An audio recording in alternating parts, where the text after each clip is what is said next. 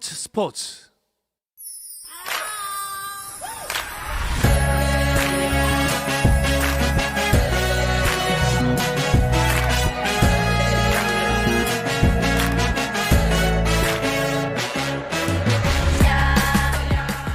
목요일입니다. 목요일에는 해외 축구 이야기 함께 나누고 있는데요. 라디오의 발롱도르를 꿈꾸는 이건과 김정용의 랄롱드르 시작하겠습니다.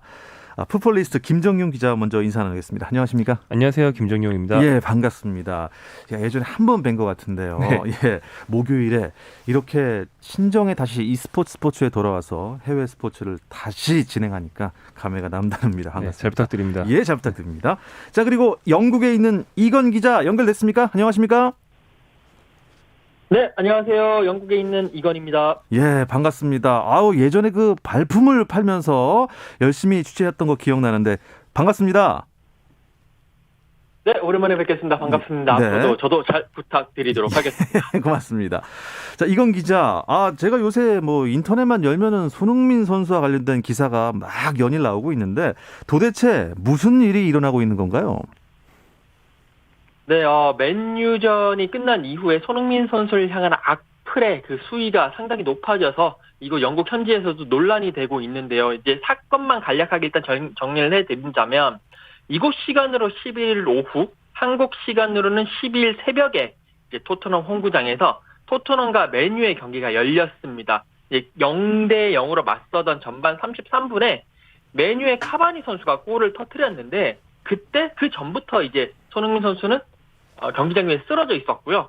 주심이 VAR을 통해서 확인을 해본 결과 손흥민 선수가 맥토미니 선수에게 가격을 당해서 쓰러졌다. 이것은 반칙이다라고 이야기를 하면서 이 골을 취소를 시켜버렸습니다. 근데 이제 경기 당시에 이 경기를 해설하고 있던 그 메뉴의 레전드 출신 로이킨이 손흥민 선수를 좀 원색적으로 비난을 좀 했었고요. 경기 후에 이제 그런 해설을 들은 팬들이 경기 후에 손흥민 선수의 SNS 그리고 토트넘의 SNS에 몰려가서 손흥민 선수에 대한 비난 그리고 인종차별적인 메시지를 남기면서 상당히 논란이 커지고 있습니다. 그렇군요. 김정용 기자가 그러면 당시 상황을 조금 더 자세하게 설명을 해주시죠. 네, 메뉴 쪽에서 폴 포그바의 패스를 받은 에딘슨 카바니가 골을 넣었는데 세리머니까지 했는데 잠시 후 비디오 판독 결과 손흥민이 앞서 당한 반칙이 인정되면서 골이 취소가 된 거죠. 그 직전 패스, 그러니까 어시스트보다 더 앞선 패스 상황에서 메뉴의 맥토미니가 손흥민의 얼굴을 오른손으로 치고 갔어요. 그래서 손흥민이 쓰러졌는데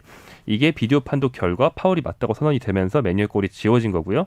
경기 후에 올레 군나르 솔샤르 메뉴 감독과 당사자인 맥토미니를 비롯해서 메뉴 측 그리고 이건 기자가 말한 것처럼 현지의 여러 방송 패널들이 그게 왜 반칙이냐. 얼마든지 일상적으로 일어나는 일인데 얼굴 좀 맞았다고 왜 쓰러지냐. 왜 이렇게 오래 누워있냐. 이런 식으로 손흥민 선수에게 좀 비난을 하고 오심이라고 주장을 하기 시작했던 거죠. 그렇군요. 그런데 뭐 상황만 보면은 이게 일단 반칙은 분명한 반칙이고 경기가 이게 중단이 됐었어야 될 상황이지 않았을까. 글쎄요. 이건 기자 그 경기 후에 메뉴 솔샤르 감독 또 손흥민 선수를 또 저격을 했다지요. 네, 경기 후에 이제 방송사와 가진 인터뷰였는데 그 상황에 대해서 이야기를 하면서 솔샤르 감독은 속임수를 쓰면 안 된다. 만약에 내 아들이 그랬다면 나는 밥을 주지 않고 굶길 것이다. 여기서 이제 영어로 이 솔샤르 감독은 내 아들, 마이 손을 이제 손흥민 선수의 손과 같은 의미로 하면서 손흥민 선수를 좀 저격한 손흥민 선수가 이렇게 속임수를 썼다라고 좀 저격을 했습니다. 이제 그러고 난 다음에 무리뉴 감독이 기자회견에 나섰는데 무리뉴 감독은 손흥민 선수의 아버지가 솔샤르 감독보다 나은 사람이라서 다행이다. 이 아버지로서 어떤 행동을 하더라도 아들에게는 꼭 밥을 줘야 되고 먹여 살려야 된다라고 응수를 하면서 이제 솔샤르 감독과 무리뉴 감독, 손흥민 선수를 놓고 서로 말의 전쟁이 펼쳐지는 그런 모습을 보여줬습니다. 근데 뭐 상대편 입장에서는 팬심으로 그럴 수도 있겠지만 이게 이제 인종차별 문제까지 비화가 됐다는데 어쩌다 이렇게 된 겁니까? 네, 이제 손흥민 선수를 향해서 그러니까 맨유 팬들 입장에서는 뭐 100번 양보를 하더라도 그게 어떻게 보면 속임수로도 볼 수 있고 다이빙으로도 볼 수가 있는 부분입니다. 그런데 그런 뭐 비난을 하고 비판하는 것까지는 팬심에서 좀 뭐 우러나온다고 볼 수가 있지만 여기에 손흥민 선수가 아시아인이기 때문에 뭐 코로나 바이러스라든지 아니면 개를 먹는다라든지 아니면 뭐 눈이 찢어졌다라든지 이런 식의 전통적인 그 아시아인을 향한 인종차별적인 내용을 계속 SNS 댓글에 남기면서 논란이 됐고요. 토트넘 구단은 경기 직후에 우리의 손흥민 선수가 소셜미디어를 통해서 그런 인종차별적인 그런 학대를 받았다. 우리가 관가할 수 없고 여기에 대해서 대책을 세우겠다. 소셜미디어 보이콧까지 할 수 있다. 라고 하면서 즉각적으로 대응에 나섰습니다. 네, 김정용 기자 보기에 손흥민 선수 행동이 이렇게나 크게 비난받을 행동으로 보이세요? 네, 전혀 아니라고 생각하고요. 뭐 국내에 제가 이제 아는 다른 어떤 축구 전문가들도 그렇고 영국에서도 일부 축구 전문가들 또 가장 중요한 그 판정에 대해서 왜 이런 판정이 내려졌는지 해설할 수 있는 판정위원회에서도 오심이 아니다. 손흥민이 쓰러진 거는 반칙이 맞다. 이렇게 얘기를 했거든요. 사실 일부 영국인들이 비판하는 이유는 쉽게 말해서 엄살이죠. 손흥민 선수가 얼굴을 살살 맞았는데 왜 이렇게 쓰러져서 얼굴을 붙잡고 있느냐. 엄살이다. 이런 겁니다. 근데 세게 맞았든 살살 맞았든 접촉이 있었고 넘어졌으면 반칙은 맞는 거거든요. 심지어는 이 사건이 일어나기 딱 3일 전에 맨체스터 유나이티드의 브루노 페르난데스가 상대팀에서 똑같은 반칙을 당해서 네. 페널티킥을 얻었어요. 3일 만에 자기 팀이 똑같은 반칙으로 얻었던 이득을 잊어버리고 손흥민 선수를 이렇게 비난하는 건 약간 메멘토도 아니고 너무 빨리 잊어버리는 게 아닌가 이런 생각이 들고, 두 번째는 이제 잠시 후 이야기할 비디오 판독에 대한 불신과 불만 것도 섞여 있는 것 같고, 이렇게 비디오 판독에 대한 불신, 그 다음에 영국 축구 특유의 굉장히 마초적이고 좀 쉽게 말해서 너 그렇게 쓰러져 있는 거는 계집애 같은 짓이야. 영국 사람들은 이렇게 생각하는 약간 오래된 고정관념이 조금씩 남아 있거든요. 이런 게 작용한 게 아닌가 싶습니다. 약간 내로남불 같기도 하고요. 네, 이건 기자, 영국 현지 언론들은 어떤 보도하고 있습니까? 일단 그 파울 상황에 대해서는 모든 언론들이 이거는 의심의 여지가 없는 파울이다.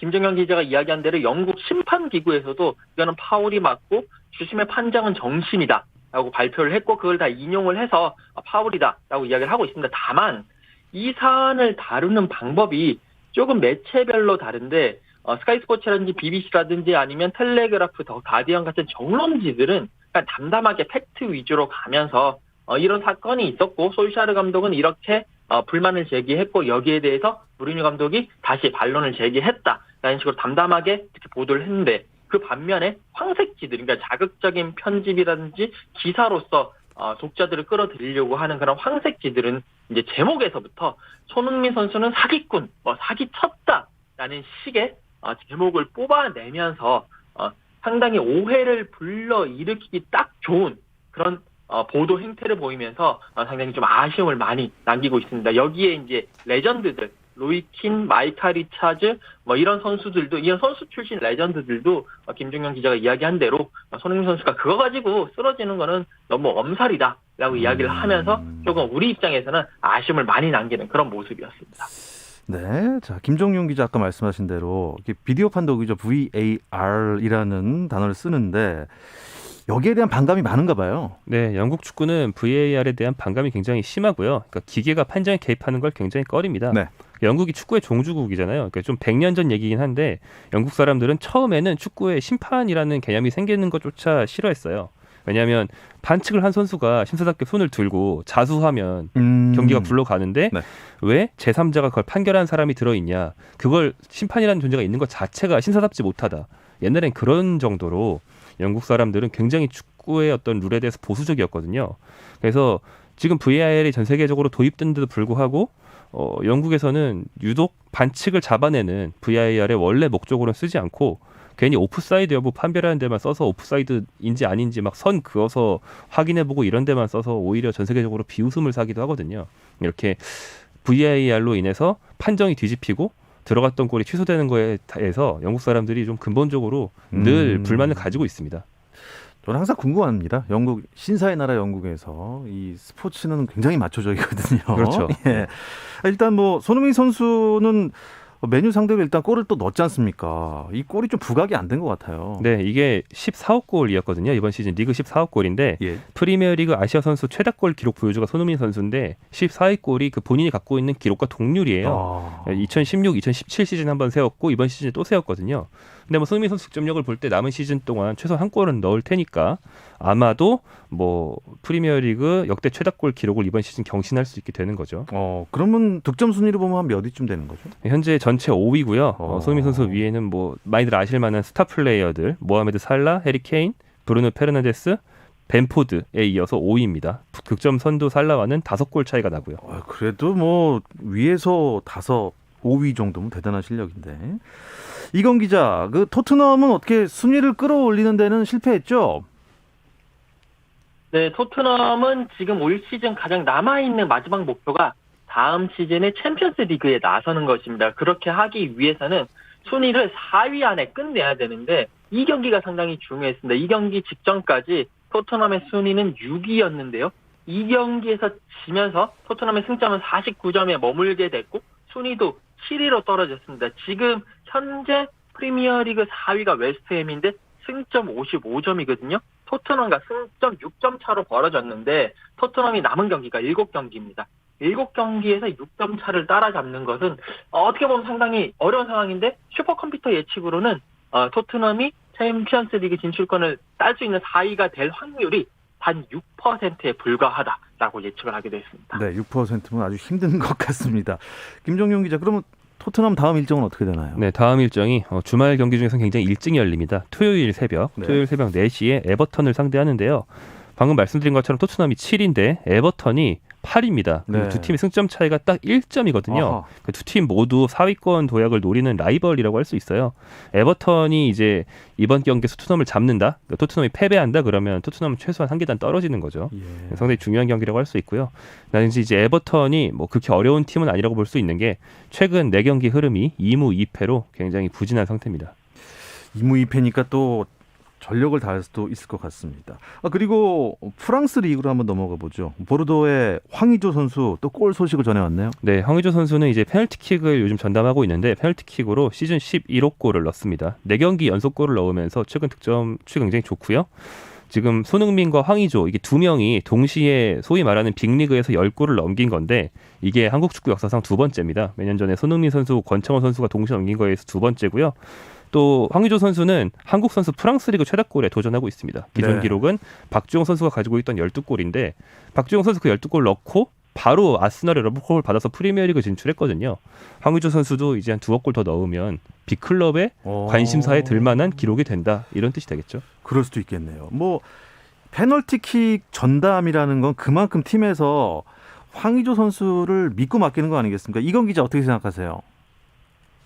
네, 맞습니다. 일단 모든 팀에서 페널티킥을 1번 키커, 무조건 맞는 선수는 에이스들에게만 이제 맞는 그런 이제 상황인데 황의조 선수가 그동안은 페널티킥 전담 키커가 아니었는데 이제 2021년 들어서 많은 그 팀 동료들과 또 코칭 스태프들의 믿음을 받았고 계속 골을 넣으니까 그래, 황의조 너에게 모든 것을 몰아준다라는 그런 팀 전체의 그런 암묵적인 동의, 뭐 그런 것들이 있었습니다. 그러면서 2경기 연속 페널티킥을 성공을 시켰고요. 계속 골을 집어넣으면서 팀의 그런 승리에 이렇게 힘을 보태고 있는 그런 상황입니다. 그렇군요. 프랑스 리그에서 지금 황의조 선수가 11골을 넣었다고 하는데 그 정도면 득점 순위가 어느 정도 됩니까? 네, 득점 순위로는 공동 11위에 올라 있고요. 파리 생제르맹의 킬리안 음바페 선수가 21골로 단연 1위를 달리고 있고 많이 넣네요. 네, 그 뒤로 뭐 벤 예데르, 더파이 등의 스타 플레이어들이 있는데 뭐 그 위로는 이제 좀 촘촘합니다. 그래서 황의조 선수가 만약에 연속골 행진을 조금 더 이어갈 수 있으면 한 5, 6위 정도까지는 금방 올라갈 수 있는 수준이죠. 예. 우리나라 다른 유럽파 선수들 근황 간단하게 정리해 주시죠. 네, 이강인 선수는 요즘 그렇게 좋지 않죠. 가장 최근 열린 발렌시아 경기가 레알 소시에다드 상대였는데 결정했습니다. 결과는 2대2로 비겼고요. 라이프치히의 황희찬 선수는 가장 최근 경기인 브레멘전에서 교체 출장은 했는데 최근 2경기 연속 막판 교체 출장밖에 못했어요. 그리고 그 뒤로 경미한 발목 부상이 있어서 다음 경기는 못 뛸 가능성이 높다는 안 좋은 소식까지 전해졌습니다. 네. 4강이 가려졌습니다. 챔피언스 리그 이야기로 넘어가 보겠는데요. 잠시 쉬었다 오겠습니다. 당신의 팀이 가장 빛나는 순간 스포츠 박태원 아나운서와 함께합니다. 네, 해외 축구 이야기 목요일에 나누고 있습니다. 라디오의 발롱드르 이건 김정용의 랄롱드르 함께하고 계시는데요. 풋볼리스트 김정용 기자, 영국의 이건 축구 전문 기자와 함께합니다. 유럽 축구 연맹 챔피언스 리그가 이 4강이 가려졌다고요, 김정용 기자? 네, 한국 시간으로 어제 새벽에 파리 생제르맹과 첼시가 4강에 진출했고요. 이제 오늘 새벽에도 두 팀이 더 결정됐습니다. 맨체스터 시티, 레알 마드리드까지 4강에 합류해서요. 4강 대진은 맨체스터 시티 대 파리 생제르맹, 그리고 레알 마드리드 대 첼시 대진이 됐습니다. 네. 야, 이렇게 유럽 전체에서 4개의 클럽 팀을 가리는데 프리미어 리그에서 첼시와 맨체스터 시티 두 팀이나 4강에 올랐습니다. 이건 기자, 영국 현지 반응 어떻습니까?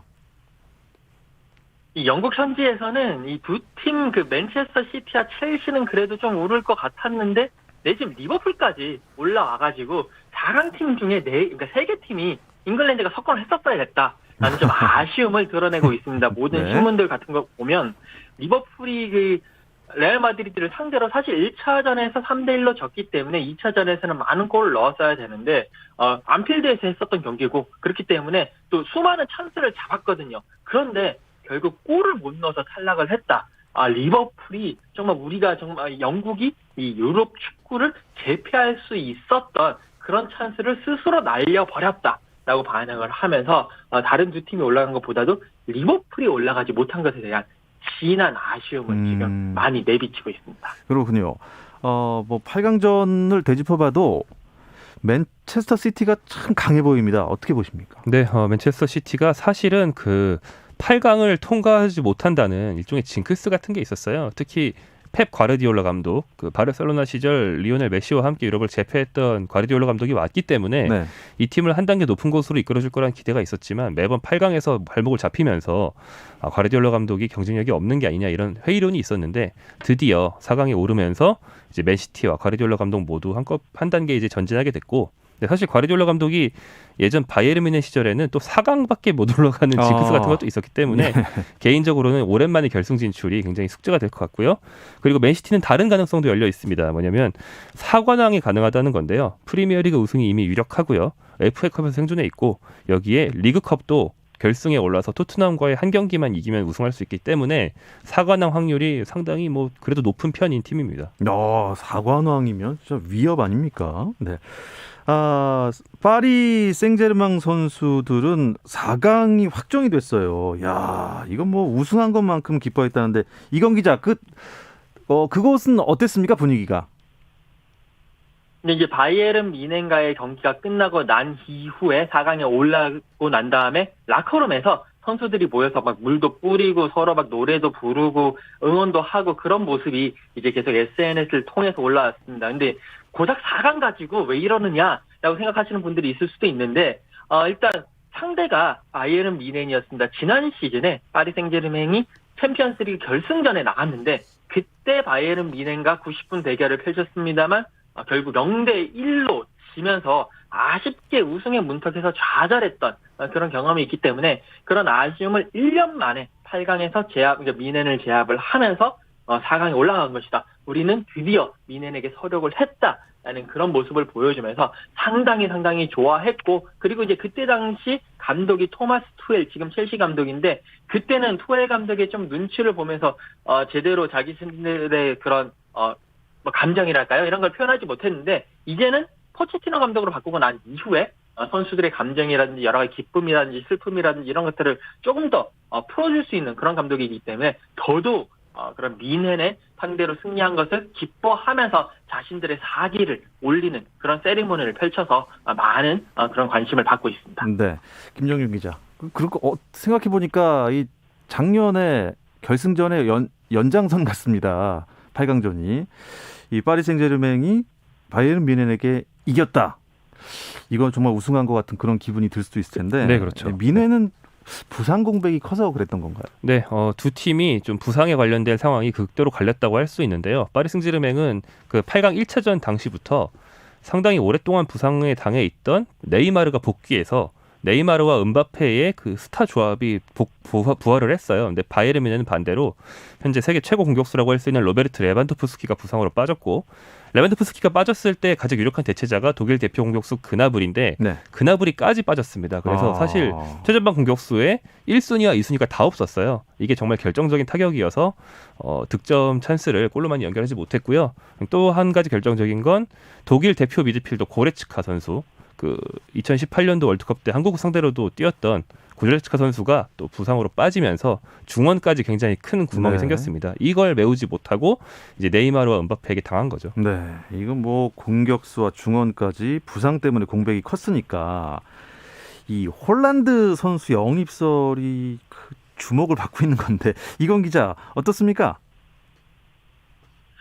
일단 지금 얼링 홀란드 선수는 모든 유럽 축구계에 가장 영입하고 싶은 1순위 선수로 올라와 있는데 네. 특히 이제 바이에른 미넨 같은 경우에는 그 레반도프스키의 대체자를 찾아야 됩니다. 그 대체자의 1순위가 얼링 홀란드다라고 점은 찍어놨는데 지금 2020이가 올 시즌 끝나고가 아닌 다음 시즌 끝나고 영입을 조금 고려하고 있고 충분히 그때까지 간다면 영입을 승리할 수 있을 것이다 라는 보도가 나와 있습니다. 그러니까 이 이유가 뭐냐면 얼링 홀란드 선수가 지금 도르트문트와 계약 기간이 2024년 6월까지입니다. 그런데 올 시즌이 아니라 다음 시즌 끝나고도 홀란드 선수가 도르트문트에 남아 있다면 이때 바이아웃 조항이 이제 발동이 됩니다. 즉 어떤 팀이든지 간에 이 돈만 내면 홀란드를 바로 데려갈 수 있다는 그 바이아웃 조항이 약간 가격이 7,500만 유로, 우리 돈은 한 1,001억 원 정도 되는데요. 이 정도 돈이라면 그 어떤 팀이라도 지금 홀란드 선수의 가격이 1억 유로가 넘어가고 있기 때문에 네. 그 어떤 팀이라도 그 돈을 충분히 낼 수 있고 데려갈 수 있습니다. 이랬을 때 바이에른 미넨이 충분히 자신들의 매력을 어필을 하면서 홀란드를 데려갈 수 있다. 그러니까 1년만 더 버텨다오. 맨시티라든지 다른 팀들 데려가지 말고 홀란드 선수 제발 도르트문트에서 1년만 더 버티면 우리가 데려가겠다. 라는 그런 뜻도 내비치고 암암리에 내비치고 있다라는 그런 보도가 나오고 있고 아마 그렇게 만약에 상황이 전개된다면 바이에른 미넨으로 넘어갈 가능성도 상당히 높아 보인다라는 것이 이쪽 유럽 현지의 지금 시선입니다. 예, 그렇군요. 이제 챔피언스리그 4강을 미리 좀 들여다 보겠습니다. 일단 맨시티 대 파리 생제르맹의 경기 기대되는데 이건 기자 어떻게 보시나요? 맨시티 대 파리 생제르맹 경기가 가장 기대가 되는 매치인데 사실 맨시티 이 경기의 그러니까 컨셉은 점유율 대 속도의 싸움입니다. 맨시티는 가르디올라 감독의 점유율, 피니시 극대화 이런 쪽이고요.